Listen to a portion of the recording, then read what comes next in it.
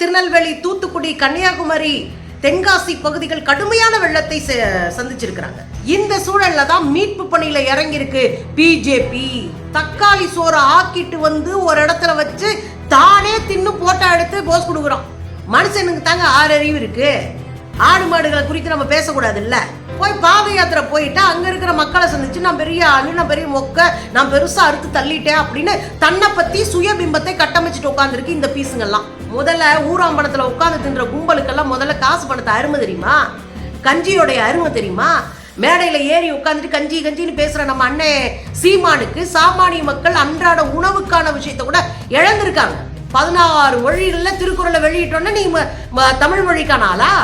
இங்க ஒண்ணு ஞாபகம் வச்சுக்கோங்க, 1400 கோடி சமஸ்கிருதத்துக்கு ஒதுக்கிட்டு 29 கோடி எங்க மொழிக்கு ஒதுக்கி இருக்க ஒன்னையே எனக்கு அடையாளம் தெரியாதா? புள்ள தின்னுக்கிட்டு ஓரமா புழுக்க போறது இல்ல பொழப்ப. அரசியல் கவனமா பேசணும்.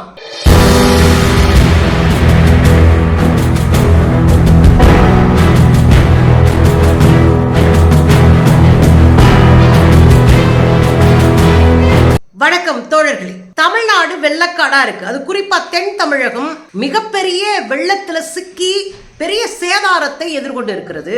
அதுலயும் திருநெல்வேலி, தூத்துக்குடி, கன்னியாகுமரி, தென்காசி பகுதிகள் கடுமையான வெள்ளத்தை சந்திச்சிருக்கிறாங்க. 90 சென்டிமீட்டர் மழை அங்க பெஞ்சு திருநெல்வேலி டவுன் முழுக்க அப்படியே தண்ணிக்குள்ள மிதக்குது அப்படின்னு பாக்குறோம், தொலைக்காட்சிகள்ல நம்ம பாக்குறோம். இந்த சூழல்ல தான் மீட்பு பணியில இறங்கியிருக்கு பிஜேபி. என்ன பண்ணிருக்காங்க தெரியுமா? தக்காளி சோறு ஆக்கிட்டு வந்து ஒரு இடத்துல வச்சு தானே தின்னு போட்டோ எடுத்து போஸ் கொடுக்குறோம். கொஞ்சம் கூட கூச்சம் இல்ல அந்த கும்பலுக்கு. ஏற்கனவே போன வெள்ளத்துல பிரியாணி செஞ்சு அக்கா சாப்பிடுறீங்களா, அக்கா சாப்பிடுறீங்கன்னா ஒரு ஆள் போய் வாங்கல தமிழ்நாட்டுல. நான் அது குறித்து ஒரு வீடியோவே போட்டிருக்கேன். அப்ப பிரியாணி போச்சு, இன்னைக்கு தக்காளி சோறாக்கி தானே தின்னுட்டு களப்பணியில் காவிகள் அப்படின்னு போடுறானுங்க. ஆனா ஒரிஜினலா உட்கார்ந்து செய்யறது யார் தெரியுங்களா? டெல்லியில இருந்து நேரா வந்து தூத்துக்குடியில இறங்கின அடுத்த செகண்ட்ல இருந்து தண்ணிக்குள்ள நின்று களத்துக்குள்ள நின்று மக்களை சந்திச்சு எங்கெங்க தண்ணி நிக்குது, என்னென்ன பண்ணணும் அப்படின்னு சொல்லண்டு வேலை பார்த்துட்டு இருக்கிறாங்க அங்க தோழர் கனிமொழி. அது மட்டும் இல்ல, ஓடுற பஸ்ல இருக்கிற பெண்கள் யார் யாரை எங்க எப்படி எப்படி சந்திக்கணும், என்னென்ன பண்ணணும் அடுத்தடுத்துன்னு ஓடிட்டு இருக்கிறாங்க. இன்னொரு பக்கம் ஏற்கனவே தமிழ்நாடு அரசு மிகப்பெரிய திட்டமிடலோடு அங்க தயார் நிலையில இருக்கிறாங்க. காவிகள் எங்க இருக்கிறாங்க அதான கேள்வி. இந்த வரேன். தமிழ்நாடு அரசு ஏற்கனவே எச்சரிக்கை விட்டாங்க. வாகனங்கள்ல, ஆட்டோக்கள்ல ஒளிபெருக்கிய கட்டி வீதி வீதியா கிராமமா போய் ஒளிபெருக்கியின் மூலமா மழை வரப்போது கவனமா இருங்க, பாதுகாப்பான இடத்துக்கு வந்துருங்க, பள்ளத்துல இருக்கிறவங்கள மேல வந்துருங்க, பாதுகாப்பான இடத்துக்கு கூட்டிட்டு போயிடும் அப்படின்னு ஒளிபெருக்கி வழியா மழைக்கு முன்னாடியே அனௌன்ஸ் பண்ணிருக்காங்க. மழை பெஞ்ச பிறகும் பாலத்துல நிக்காதீங்க, இங்க யாரும் கூடக்கூடாது, இங்க யாரும் போய் குளிக்க கூடாதுன்னு மீண்டும் அனௌன்ஸ் பண்ணி சுத்தி காவலர்களை வச்சு பாதுகாத்துட்டு இருக்காங்க ஒரு பக்கம். இன்னொரு பக்கம் 4 ஆட்சி பணியாளர்கள், அதாவது கலெக்டர்கள், வேற துறைகள்ல இயங்கிட்டு இருக்கிற கலெக்டரும் ஒரு மாவட்டத்திற்கும் ஒரு கலெக்டரா போட்டு அவங்க கீழே டீமை போட்டு உள்ளூர் கலெக்டர் வரையும் வச்சு கடுமையான பணி ஆல்ரெடி போயிட்டே இருக்கு. 36 மணி நேரம் கொடூரமான மழை பெஞ்சிருக்கு. ஆனால் இந்த மாவட்டங்கள் எல்லாம் கடல் மட்டத்தை விட உயரமானவை. எனவே ஓரளவுக்கு கடகடன்னு தண்ணி வடிஞ்சிடும், 2 நாள்ல வடிஞ்சு ஓடி போயிடும். தமிழ்நாட்டினுடைய ஜீவநதியா இருக்கக்கூடிய தாமிரபரணியில கரை புரண்டு ஓடுது. அங்க இருக்கிற ஆறு, குளம், ஏரி, கம்மா எல்லாம் நிறைஞ்சிருச்சு அப்படின்னு நான் போன் பண்ணி கேட்கிறேன். எங்க அண்ணன்மாருங்க நிறைய பேர் இந்த ஊர்ல இருக்கிறாங்க. போன் பண்ணி நலம் விசாரிக்கிற போது நாங்க நல்லா இருக்கோம்ப்பா, நல்ல வேளை நல்ல மழை வந்திருக்கு அப்படின்னு அவங்க கொண்டாடுற மனநிலையில இருக்கிறாங்க. ஆனாலும் திருநெல்வேலி டவுனுக்குள்ள நிறைய மழை தண்ணி இருக்கு. அதை காப்பாற்றுகிற வேலையில தமிழ்நாடு அரசு இறங்கி இருக்கிறாங்க. அமைச்சர்கள் அங்க இருக்கிறாங்க. நான் பார்த்தேன், தங்கந்தன் அரசு அமைச்சர் அவர்கள் அங்க இருக்கிறார், நிதியமைச்சர். அப்படி நிறைய அமைச்சர்கள் அங்கங்க போய் நின்று மக்களை சந்திச்சு என்னென்ன வேலை பார்க்கணும், பால் பாக்கெட்டு, உணவுப் பொருட்கள், மற்றதெல்லாம் எப்படி கிடைக்கிறதுக்கான ஏற்பாடு பண்ணணும் அப்படின்னு போர்க்கால அடிப்படையில வேலை நடந்துட்டு இருக்கு. அங்க நம்ம பாக்குறோம். அதுவும் கலெக்டருக்கு நன்றி சொல்றாங்க மக்கள்.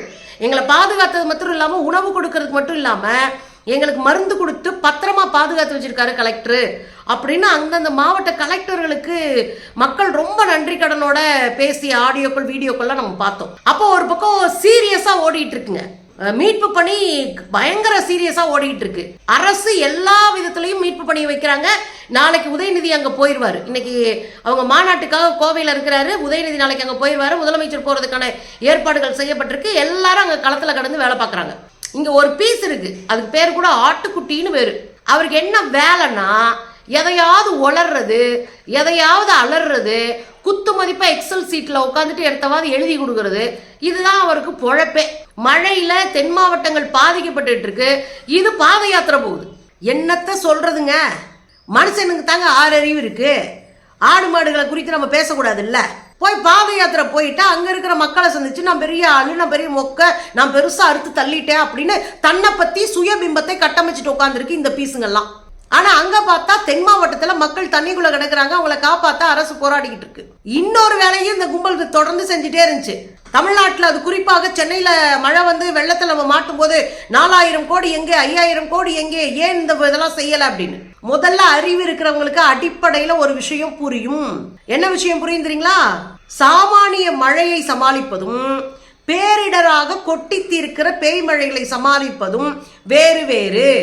பூகம்பத்தை சமாளிப்பதும் சுனாமியை சமாளிப்பதும் பெருமழையை சமாளிப்பதும் ஒன்று. மேக வெடிப்புல பறக்கிற மழையை சமாளிக்கிறது எல்லாமே பேரிடர். நீங்க சாதாரண பெய்யுற மழையில தண்ணி வந்துருச்சு அப்படின்னு சொன்னா அதுல ஒரு நியாயம் இருக்கு. ஒரு பேரிடராக 100 சில்லற மில்லிமீட்டர் மழை வந்து சென்னையில பெஞ்சிருக்கு. இது நான் சொல்லல, வானிலை ஆய்வு மையம் சொல்லியிருக்கு. உள்ள போய் பாருங்க. அப்ப இது ஒரு பேரிடர். இங்க உட்காந்து உருட்டிட்டு இருக்கீங்க. அரசுக்கு உதவாட்டினாலும் ஒவ்வொருத்தரும் செய்யாம இருக்கணும்ல. இங்க உட்காந்து பாருங்க அப்படின்னாங்க. மக்கள் அதை புரிஞ்சுக்கிட்டாங்க. கோவத்துல இருந்தாங்க மக்கள், கோவத்துல பேசினாங்க. எல்லாத்தையும் வேகமா இது பண்ணி, வேகமா சுத்தப்படுத்தி, வேகமா குப்பைகள் அள்ளி, வேகமா மறு நிவாரணத்தை செஞ்ச உடனே மக்கள் கொண்டாட ஆரம்பிச்சிருக்கிறாங்க. நான் 2 நாளா பாக்குறேன், மக்கள் நிறைய வீடியோக்குள்ள அரசுக்கு ஆதரவா நிக்கிறத நம்ம பாக்குறோம். ஆனா இவங்களுடைய கனவெல்லாம் ஓட்ட விழுந்து போச்சு. நம்ம அண்ணா சீமா தான் பங்குக்கு 6000 ரூபாய் கொடுத்தா எல்லாம் சரியா போச்சா? முதல்ல ஊராம்பலத்துல உட்கார்ந்து தின்ற கும்பலுக்கெல்லாம் முதல்ல காசு பணத்தை அருமை தெரியுமா? கஞ்சியோடைய அருமை தெரியுமா? மேடையில் ஏறி உட்காந்துட்டு கஞ்சி கஞ்சின்னு பேசுற நம்ம அண்ணன் சீமானுக்கு சாமானிய மக்கள் அன்றாட உணவுக்கான விஷயத்த கூட இழந்திருக்காங்க. இழந்த பிறகு அவங்களுக்கு மீட்பு பணிக்காக தான் இந்த 1000 கொடுக்குறோம். அவங்க தன் வாழ்க்கையை மீட்டுக்கணும். குறைந்தபட்ச அடிப்படை தேவையா இருக்கிற உணவு சம்பந்தமான விஷயங்களை அவங்க வாங்கி வீட்டில் வச்சு அடுத்த கட்டத்துக்கு நகர்றதுக்கு ஒரு சின்ன உதவி, அவ்வளவுதான். இதையே கொடுக்குறீங்க, இதையே எங்க அரசு கொடுக்குது. இப்படி எல்லா காசையும் கொடுத்தே இது பண்றாங்க. மக்கள் நோட் பண்ணிக்கணும். காசு கொடுத்து குறைந்தபட்ச அடிப்படை தேவைகளை நீங்க பாத்துக்கங்க அப்படின்னு அரவணைத்து போகிற அரசை காசு கொடுக்காதீங்கன்னு சொல்லி கண்டிக்கிற வேலையை அண்ணன் சீமான் பண்றாரு. இவர் தான் பெரிய யோக்கியமான பீஸ். இவர் வந்தாருன்னா அறுத்தளிர்வாரு நிறைய இளைஞர்கள் நம்புறாங்க. அடிப்படை அரசியல் அறிவு, அறிவியல் அறிவுற்ற ஜந்துக்கள். அதுல ஒண்ணுதான் நம்ம அண்ணாமலை. அண்ணாமலை வாய்கிழிய பேசுறாரு. எங்கேயான்னு பார்த்தா காசியில போய் உட்கார்ந்துருக்காராமே. எங்க ஒரு பக்கம் பாத யாத்திரை டப்புன்னு கட் பண்ணா காசி தமிழ் சங்கமம் நடத்தினாங்க இல்லையா போன முறை, அதே போல 2வது வருஷம் நடத்துறாங்களா. ஓட்டு பொறுக்கிற வரைக்கும் நடத்திக்கிட்டே இருப்பாங்க. தமிழிசை அக்கா கேள்வி எல்லாம் கேட்கிறாங்க. அரசு வரிப்பணம், மக்கள் வரிப்பணத்தை இப்படி செலவழிக்கிறீங்களேன்னு. அங்க என்ன நடந்துட்டு இருக்கு? கூத்தும் கும்மாளம் அடிச்சிட்டு இருக்காங்க. காசி தமிழ் சங்கமம்ன்ற பேர்ல கூத்தடிச்சுட்டு உட்காந்துருக்கீங்க. சாமி கும்பிட்டு இதை பண்ணிட்டு அதை பண்ணிட்டு மக்கள் வரிப்பணத்தை வெட்டி ஆயிரக்கணக்கான கோடியை சீரழிச்சு வாயில போட்டுட்டு இருக்கீங்க. அதை கேட்க முடியுமா அக்கா தமிழிசையால? இங்க எங்க தமிழ்நாட்டுல அவ்வளவு பாதிக்கப்பட்டுக்கிட்டு கிடக்கணும். எங்களுக்கு 1 ரூபா கொடுக்கல மத்திய அரசு, சென்ட்ரல் கவர்மெண்ட், ஒன்றிய அரசு கொடுக்க 1 ரூபா கொடுக்கல. ஆனா வந்து உட்காந்து வாய்கிழிய பேசிட்டு இருக்கிறீங்க. நம்ம அண்ணாத்த ஆட்டுக்குட்டி அங்க உட்காந்து சரிகம பதனின்னு தட்டிக்கிட்டு இருக்காரு பாட்டுக்கு. என்னடா பண்றாங்கன்னா அங்க 16 மொழிகள்ல திருக்குறளை வெளியிடுறாங்களாம். தமிழுக்கே ஏற்றம் தந்தவர் நம்ம G56 இன்ச் மோடின்றோம். உங்களெல்லாம் அப்பனுங்கெல்லாம் பார்த்தாளுங்கயா. நீங்க டைப்பா ஏமாத்துறதெல்லாம் நாங்க வேடிக்கை பார்ப்போம் நினைச்சிட்டு இருக்கீங்களா? அடிச்சு ஓட விட்டுருவா. எந்த இதெல்லாம் எங்கிட்ட வச்சுக்க கூடாது. 16 மொழிகள்ல திருக்குறளை வெளியிட்டோன்னா நீங்க தமிழ் மொழிக்கானாலா? இங்க ஒண்ணு ஞாபகம் வச்சுக்கோங்க. 1400 கோடி சமஸ்கிருதத்துக்கு ஒதுக்கிட்டு 29 கோடி எங்க மொழிக்கு ஒதுக்கி இருக்க. ஒன்னையே எனக்கு அடையாளம் தெரியாதா? என்னாச்சு ஆட்டுக்கிட்டி புள்ள தின்னுக்கிட்டு ஓரமா புழுக்க போறது இல்ல பொழப்ப. அரசியல் கவனமா பேசணும், புரியுதுங்களா? அங்க பாத்தீங்கன்னா போய் உட்காந்துக்கிட்டு அடிச்சு விடுறாரு பாருங்கள் தமிழை. அப்புறம் இன்னொன்னு பண்ண போறாங்களாம். காசில இருந்து ராமேஸ்வரம் வரைக்கும் ட்ரெயின் விடுறாங்களாம். ட்ரெயின் விடுறத பத்திலாம் நீங்க பேசலாமா ஜி? லல்லு பிரசாத் யாதவ் ரயில்வே மினிஸ்டரா இருந்தாரு, ஞாபகம் இருக்குங்களா? அவர் கரீப் ரத்னு ஒரு ரயில விட்டாரு.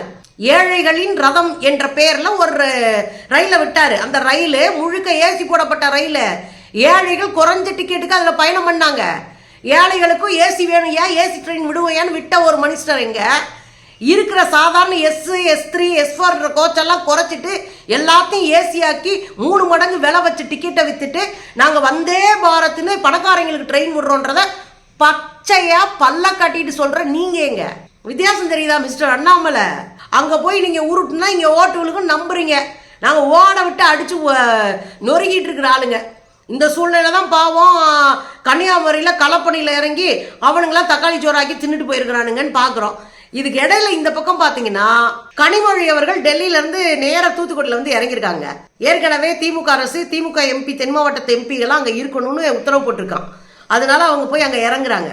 இறங்கின அடுத்த செகண்ட்ல இருந்து எங்கெங்க தண்ணி இருக்கோ, எங்கெங்க தண்ணி தேங்கி இருக்கு, எங்கெங்க சரி பண்ணணும், உடனடியான நடவடிக்கை எங்கெல்லாம் எடுக்கணும்னு தண்ணி எங்க தேங்கி இருக்கோ அந்த இடத்துக்கு நேரடியா பிரயாணம் பண்ணி போய் மக்களை சந்திக்கிறாங்க. போற வழியில பஸ்ஸை நிறுத்தி பஸ்ல ஏறி பஸ்ல போய் உட்கார்ந்து பெண்களோட உரையாடி உங்க பகுதியில் தண்ணி எப்படி இருக்கு, நாங்க என்ன மாதிரி உதவி செய்யணும், வேற எந்த மாதிரிலாம் உங்களுக்கு ஹெல்ப் பண்ணணும், வேற வேற என்ன பிரச்சனைகளை நீங்க சந்திக்கிறீங்க அப்படின்னு உட்காந்து பஸ்ல பெண்களோட உரையாடி அவங்க பிரச்சனையெல்லாம் குறிச்சுக்கிட்டு உடனடியாக அதிகாரிகளை கூப்பிட்டு உடனே அதை செய்ய சொல்லி அதிகாரிகள்லாம் அழைச்சு ஒரு மீட்டிங்கை போட்டு கடகடன்னு வேலையை முடுக்கி விட்டுட்டு களத்துல நின்றுட்டு இருக்கிறாங்க மழைக்குள்ள. இங்க உட்காந்து ஆட்டுக்குட்டி அளந்துகிட்டு இருக்கு. ஆள் இல்லாத கடையில உட்காந்து 56 டீக்கு ஆத்திட்டு உட்கார்ந்து இருக்கிறாரு. நமக்கு என்ன தேவை? மிக்ஸாம் புயலுக்கு நம்ம ஏற்கனவே 5060 கோடி கேட்டா 5 ரூபா கூட கொடுக்கல. இப்ப தென் மாவட்டங்கள்ல மிகப்பெரிய பாதிப்பு இருக்கு. இந்த பாதிப்புக்கும் சேர்த்து நம்ம அவங்ககிட்ட பணம் கேட்போம். ஆனா ஒத்த ரூபா கூட கொடுக்காத அந்த கும்பல இந்த நாட்டினுடைய வளங்களை குறித்து ஓவரா வாயிலே அளந்து விடுவாங்க.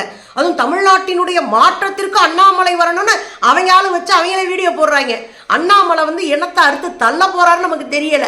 ஆக காவி கும்பல் தமிழ்நாட்டினுடைய பேரிடர்ல, மக்கள் துயரங்கள்ல, மக்கள் துன்பங்கள்ல, மக்கள் தேவைகள்ல பங்கெடுக்காம உட்கார்ந்துக்கிட்டு அண்ணாமலை என்கிற ஒத்த மனுஷனை ஆத்துறதும் பலூன் போல ஊதி பெருசாக்கி பெரிய பிம்பமா காட்டி அவரை வளர்க்கிறதும் மட்டும்தான் செஞ்சிட்டு இருக்கு.